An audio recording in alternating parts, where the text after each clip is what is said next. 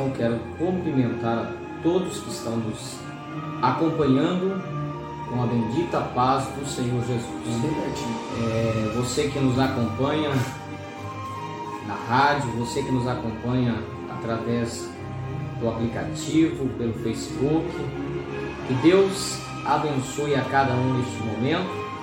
Quero mandar o meu abraço especial aos nossos companheiros ali de Rolim de Moura, que fizeram questão de estar nos assistindo, a Igreja do Senhor aqui conosco, trabalhando juntos ali, muitos assistindo. Deus abençoe a todos. Aqui em Seringueiras, eu quero mandar também um abraço especial para a nossa família. Tenta mudar por daí. Tenta mudar por daí. Vai. Graças a Deus. É um probleminha aqui com a questão do microfone, mas eu creio que está dando certo, né, Leandro? Certo. Deu certo agora, né? Graças a Deus. Eu quero mandar um abraço especial para minha família, no primeiro momento, meu pai, minha mãe, meus irmãos, enfim, a todos.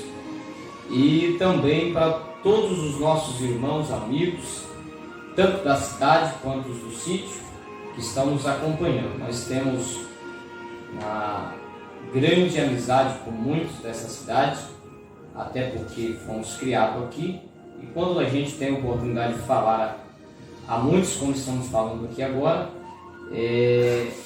as palavras ficam poucas para expressar nossa alegria, gratidão e o carinho por todos que estão nos acompanhando. Mas que Deus em Cristo abençoe a cada um, e meu irmão Eliel também pelo convite. Tivemos, como ele já fez menção aqui, algumas vezes aqui na rádio Belém e Cujubim, e hoje Deus nos dá também essa oportunidade, através da pessoa dele, de estar aqui nessa emissora para transmitir um pouco da palavra de Deus. Eu quero ler um texto bíblico, o qual eu quero tecer rápidos comentários nessa oportunidade, que está na Epístola aos Hebreus, capítulo de número 9, e o versículo de número 28. Hebreus capítulo 9, versículo de número 28, está escrito: assim também Cristo, oferecendo-se uma vez para tirar os pecados de muitos, aparecerá segunda vez sem pecado aos que o esperam para a salvação. Meus queridos irmãos e amigos que nos acompanham nesse momento, esse intermediário entre manhã e tarde aqui, esse texto da palavra de Deus é mais uma das muitas passagens que nos falam a respeito da vinda de Cristo Jesus.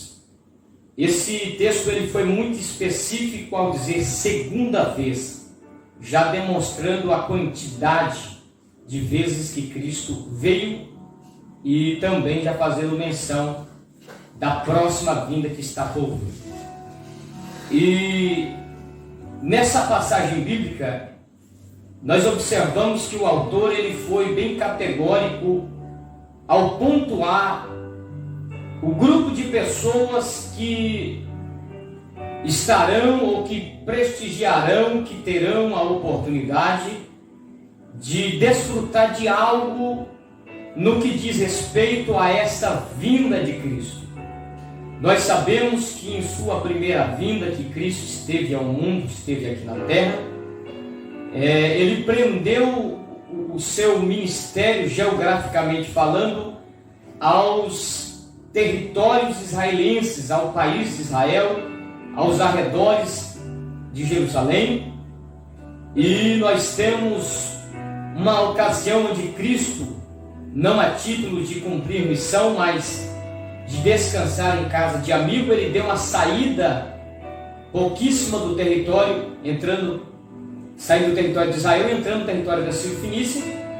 E diz a Bíblia que uma mulher vem ao encontro, gritando, pedindo por misericórdia, e vocês conhecem o texto, a maioria dos que estão me assistindo, aonde Jesus vai dizer que não é lícito pegar o pão da mesa dos filhos e dar para cachorro comer.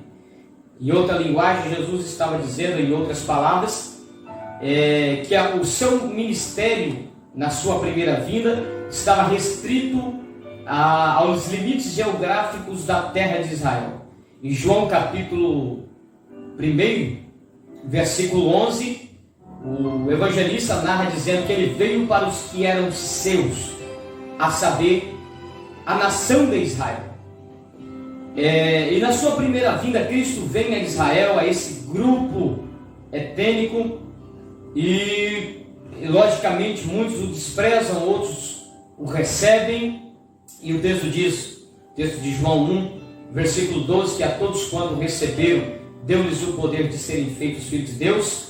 E agora, na sua segunda vinda, o texto também vai fazer menção de qual o grupo de pessoas que o receberão, que terão privilégios junto a Cristo. Lembrando que na sua primeira vinda, aqueles que com ele estavam, que o receberam, e especificamente aí, ou especialmente os 12 que com ele andavam frequentemente, usufruíram de privilégios tão altos que para nós, ao lermos os registros, é algo maravilhosíssimo aos nossos ouvidos. Como que desfrutaram de prazeres, de privilégios junto a Cristo no decorrer da carreira ministerial. E quando nós falamos da sua segunda vinda, não será diferente. Aqueles que com ele estiverem nessa segunda ocasião, assim como na primeira, desfrutarão de privilégios imensuráveis.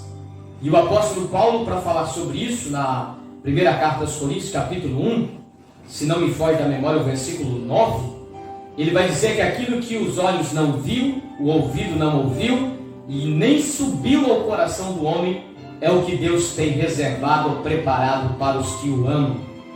Então, assim como da primeira vez, a segunda, para quem estiver com Cristo, há privilégios imensuráveis, incalculáveis, que estão reservados para esses tais.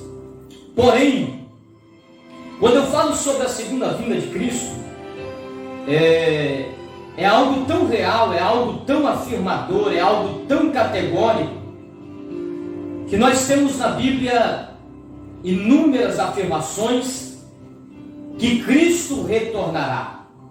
E há pelo menos 3 categorias de seres diferentes que afirmaram com muita precisão a segunda vinda de Cristo.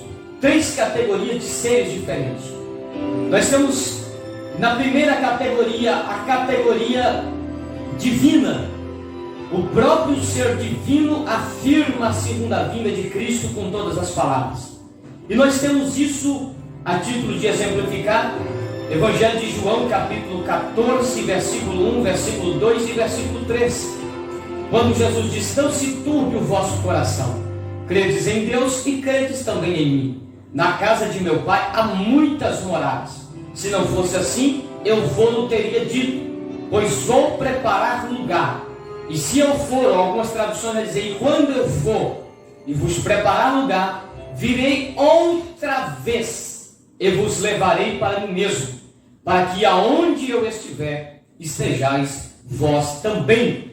Aqui é a primeira categoria que afirma a segunda vinda de Cristo, é a categoria divina. O próprio ser divino encarnado, a saber, Cristo Jesus, o verbo que se fez carne, segundo João, é ele mesmo que está afirmando categoricamente que ele retornaria. Então a primeira categoria que afirma, a primeira categoria de ser que afirma a vinda de Cristo, a segunda vinda, o retorno de Cristo, é a categoria divina. O próprio ser divino é quem afirma isso. E lembrando aqui que o ser divino nunca mentiu, nunca se viu engano na sua boca, e ele não pode mentir.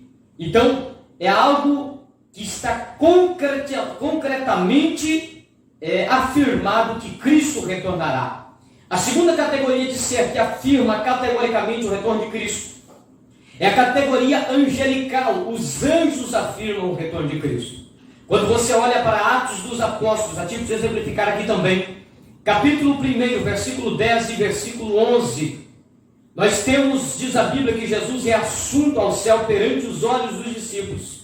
E quando ele está às alturas, a nuvem cobre Jesus. E diz o texto sagrado que 2 seres dois varões de branco se colocam junto aos discípulos que estão naquele momento. E a Bíblia diz que aqueles dois varões olham para ele e diz: varões galileus, por que vocês estão olhando para cima, olhando para o céu? Por que vocês estão com os olhos fitos em cima do céu? Esse mesmo Jesus que dentre vós foi recebido em cima do céu, ele há de voltar, assim como para o céu ouviste ir.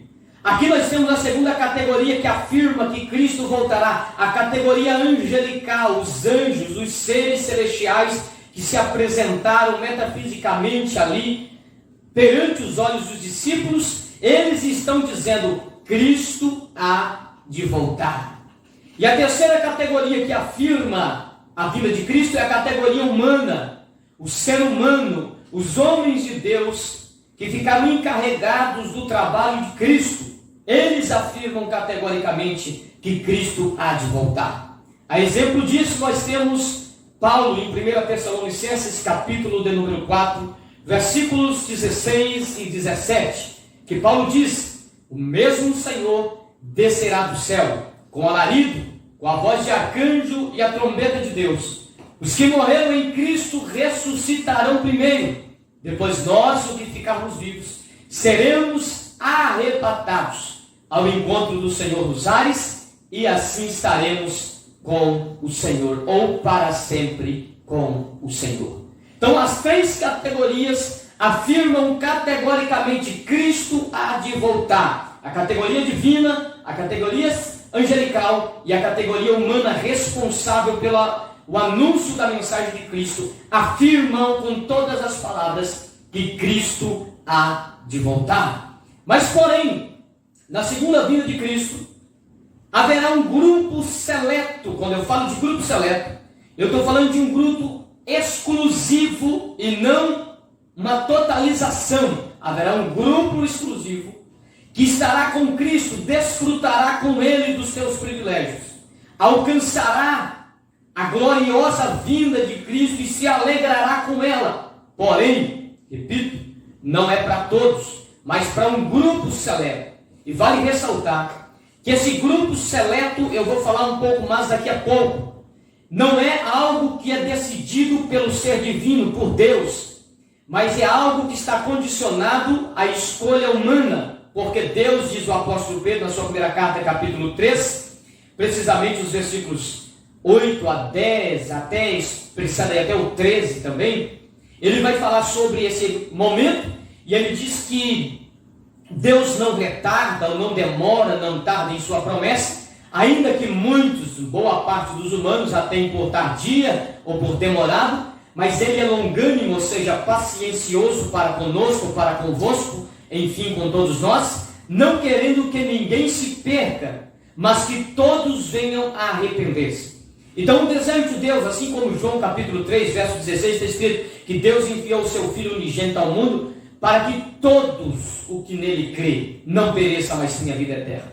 Embora o desejo de Deus esteja em salvar a todos, em conduzir a todos ao caminho da salvação, é bem notório, e Deus, na sua presciência, ou seja, na sua ciência antecipada, no seu conhecimento antecipado, Ele já sabe que nem todos acreditarão, se entregarão e estarão dispostos a seguir o Evangelho de Cristo Jesus. Então, há um grupo seleto que acreditarão, darão crédito, ouvidos e seguirão as palavras de Cristo. E a esse grupo é que a salvação está condicionada.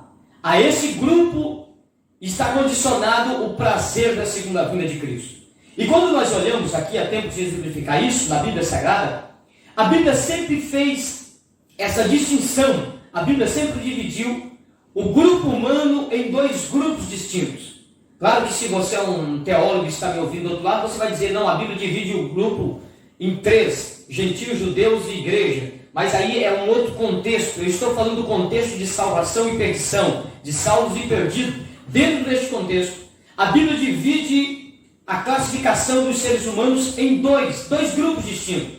E nós podemos ver isso explícito em muitas passagens bíblicas. Vamos lá, título de observarmos. Nós temos Malaquias, o último livro da Antiga Aliança, no capítulo 4, versículo 1, por exemplo, Malaquias profetiza dizendo: Deus usando a boca de Malaquias, dizendo: eis que aquele dia vem ardendo como um forno, e todos os soberbos e os que cometem a iniquidade ou a impiedade serão como palha, e aquele dia os abrasará, diz o Senhor dos Exércitos, de sorte que não lhes restará nem raiz e nem ramo. O versículo do número 2 diz: mas para vós que temeis o meu nome, nascerá o sol da justiça, salvação trará debaixo de suas asas, saireis e crescereis como um bezerro no cevador. Então aqui há uma distinção clara entre o versículo 1 e o versículo 2. Versículo 1, a Bíblia está falando de um grupo que perecerá e não lhe sobrará nem raiz e nem ramo. E o versículo 2 está falando de um outro grupo distinto, o qual sairá, crescerá, se alegrará, prosperará. Há uma distinção muito clara e nítida no texto. Há dois grupos distintos aqui: um que perece e um que se salva, um que se perde e outro que se cresce. Há uma distinção aqui.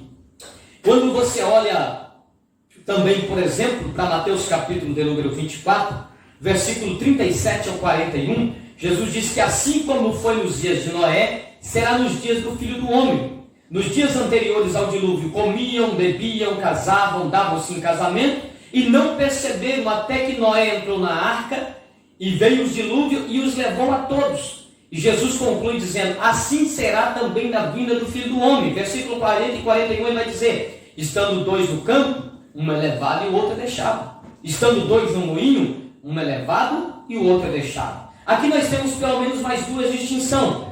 A distinção que houve nos dias anteriores ao dilúvio, onde Noé e 7 pessoas estão de um lado, o lado dos salvos, e do outro lado está a multidão, do lado dos perdidos. E Jesus, falando sobre o final, ele faz outra distinção entre o que fica no campo e o que é levado do campo, entre o que fica no moinho e o que é levado do moinho. Então são dois grupos distintos.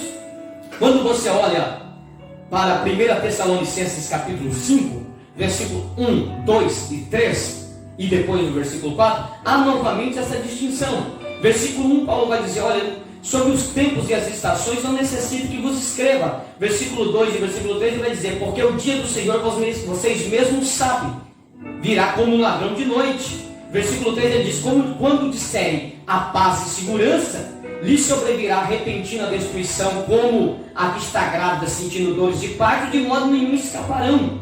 Versículo 4 ele diz: mas vós contudo não estáis em treva, para que aquele dia vos surpreenda como um ladrão. O que Paulo está dizendo? Que aquele dia que vem como uma surpresa é para aqueles que serão surpreendidos com a volta de Cristo, porque não a esperam, porque não a aguardam, porque não acreditam nela. Mas vós, ele está dizendo, que crê, que espera, que aguarda, que conhece, não, para vocês não será surpresa, para vocês não será algo surpreendente, porque vocês já estão esperando. Então aqui há também dois grupos distintos: o que espera e o que não espera, o que já sabe e o que ainda não sabe. E aí, quando eu falo de não saber, é interessante dizer isso aqui. Eu tenho tempo suficiente para dizer isso, e eu vou dizer: o saber está condicionado a nós. Por exemplo, Atos dos Apóstolos, capítulo 8, versículo 30, nós temos Filipe perguntando ao centurião, dizendo: entendes tu o que lê? Quando o mesmo estava lendo o livro do profeta Isaías. E o centurião responde dizendo: como eu poderei entender se alguém não me explicar? Atos capítulo 8, versículo 30 e versículo 31. Então aqui o saber está condicionado. Esse cidadão do texto bíblico não sabe porque não tem quem ensina. Mas quando você abre a Bíblia em Oséias capítulo 6, versículo 4, está escrito: o meu povo é destruído porque lhe faltou ou lhe falta conhecimento. E aí a continuidade do versículo diz: porque rejeitaste o conhecimento, também eu te rejeitarei. Aqui é uma situação diferente. Aqui não se tem conhecimento porque se rejeita. Enquanto que em Atos não tem conhecimento porque não tem quem ensina, aqui tem quem ensina, mas há uma rejeição. E quando eu falo sobre o saber da vinda de Cristo, quando Paulo fala: olha, vocês já sabem, por isso não serão surpreendidos, mas quem não sabe será surpreendido, nós temos que entender que há pessoas que não sabem porque não tem quem ensine, mas há pessoas que não sabem porque rejeita, porque não gosta, porque quando a mensagem é pregada tapa os ouvidos, quando a mensagem é ensinada, não vai aos cultos de ensino. Quando tem alguém pregando, alguém ensinando, não querem ouvir, não querem perceber, não querem escutar, não querem dar crédito. Esses estão rejeitando o conhecimento. E o texto diz, porque rejeitaste o conhecimento, também eu te rejeitarei. Então, os dois grupos são distintos. Há os que conhecem, que sabem, que buscam o conhecimento do Senhor, que buscam conhecer, que buscam a vinda de Cristo. E há o grupo que não.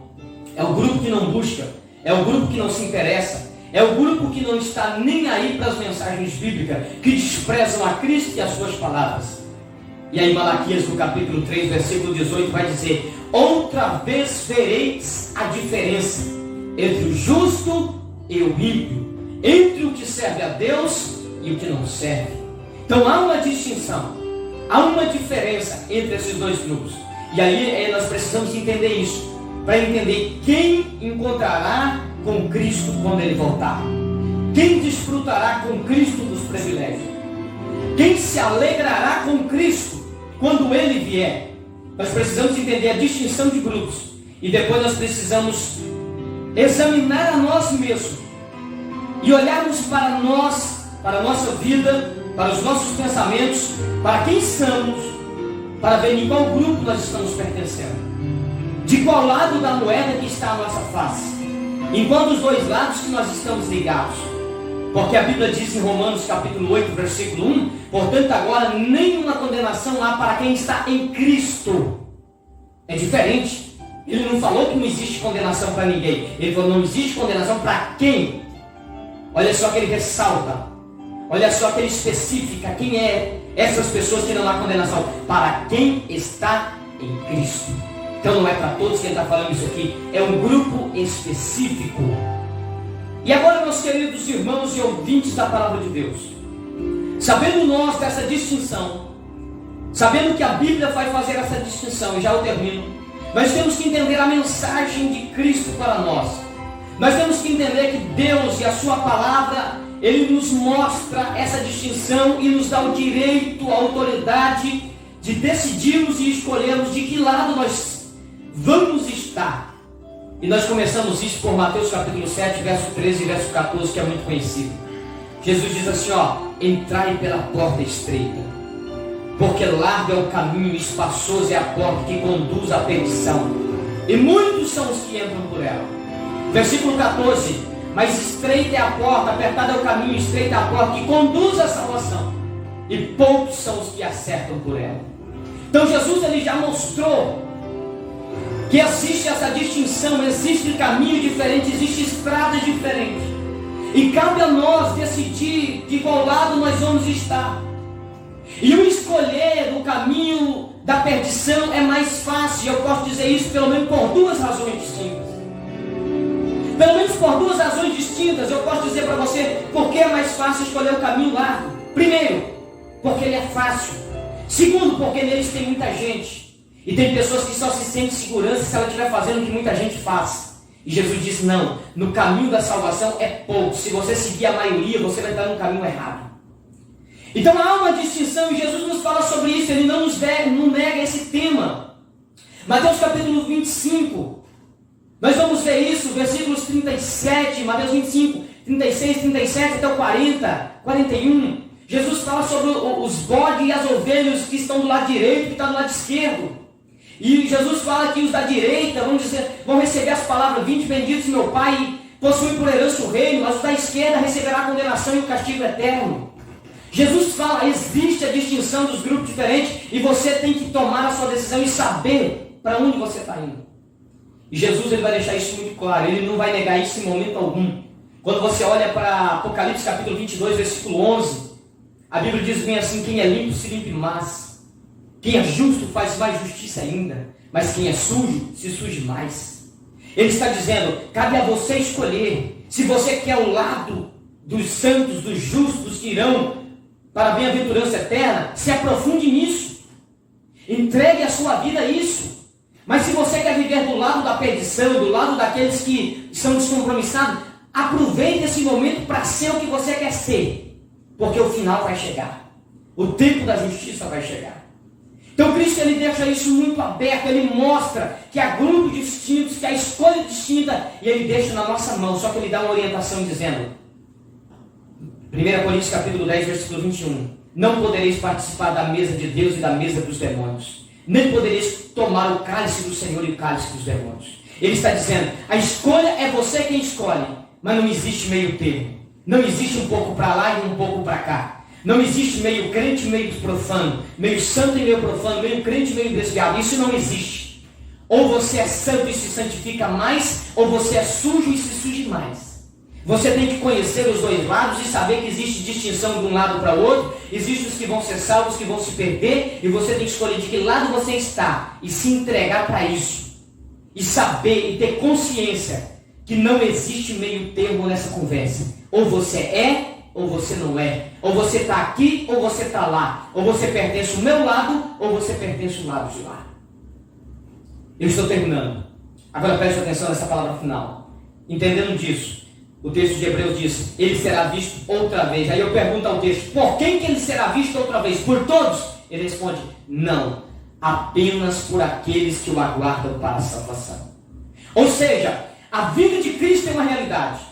Quando ele vier, ele trará consigo, Apocalipse 22, versículo 12, eis que cedo vem o meu galardão, está comigo para dar a cada um segundo as suas obras. Ele vem, ele trará recompensa, haverá alegria, haverá gozo, haverá satisfação por parte de muitos. Só que Apocalipse 6, verso 16 e 17 está escrito, montes e rochedos caem sobre nós, e nos esconda do rosto daquele que está sentado sobre o trono, e da ira do cordeiro, porque é chegado o grande dia da sua ira, e quem poderá subsistir? Será um dia de gozo, de paz, de alegria para os salvos, mas de terror, preste atenção nisso, de terror para aqueles que brincaram com Deus e a sua palavra. E o texto de Hebreus 9, 28 é claro, esse dia ele será visto, contemplado, será dia de alegria, de gozo, de prazer, mas é somente para os que esperam para a salvação, para aqueles que o aguardam, para aqueles que decidiram estar do lado de Cristo, para aqueles que tiveram compromisso com Deus e a sua palavra, para aqueles que não envergonharam nem de Cristo, nem da sua palavra e nem do Evangelho. Para esses será um dia de gozo eterno e de alegria eterna. Eu termino. São 12h20, eu preciso terminar por causa que o relógio nos manda parar. Mas você que está me ouvindo de perto, de longe, daqui, de distante, onde você estiver, nos quatro cantos da terra, faça um exame da sua vida, da sua consciência. E pergunte a você mesmo, em que grupo você está? De que lado você está participando? Você faz parte da mesa de Deus ou da mesa dos demônios? Que comunhão tem as trevas com a luz? A injustiça com a justiça? Os filhos de Deus com os filhos de Belial? De que lado você está? Não adianta ser meio termo, não adianta querer viver uma vida dupla, que Deus não compactua com o pecado, com a injustiça e com o mundanismo. Hoje você pode até tentar viver aparentemente uma vida dupla, dentro de uma igreja, com uma credencial, com uma gravata, com um paletó, com uma aparência. Mas eu repito Malaquias 3,18. Outra vez veremos a diferença entre o que serve a Deus e o que não serve. Naquele dia não haverá engano. A Bíblia diz, eu cito o último versículo e termino. 1 Coríntios capítulo 4, versículo 5. Não julgueis nada antes do tempo, até que ele venha. E então será manifesto o desígnio do coração. O que é desígnio? Desígnio é intenção. Quando Cristo vier, as verdadeiras intenções que estão por trás das capas serão manifestas. A realidade que está debaixo dos panos será colocado à vista. E aí o texto termina dizendo, e cada um receberá a sua recompensa, o seu louvor. Que Deus em Cristo te abençoe e te guarde. Que a misericórdia de Deus esteja sobre nós. E que nós venhamos ter atitude diante da voz de Deus. Quem é limpo, se limpe mais. Quem é santo, se santifique mais. Mas quem quer viver no pecado, que não brinque na igreja, mas que vive então no pecado e já abrace para si mesmo a recompensa do pecado, que é a perdição eterna. Pense nessa palavra, tome a sua decisão e sirva ao Senhor com alegria. Que Deus te abençoe, em nome de Jesus. Vamos fazer a oração? O Eliel pediu para nós orar. Você que está me assistindo, que está afastado dos caminhos do Senhor,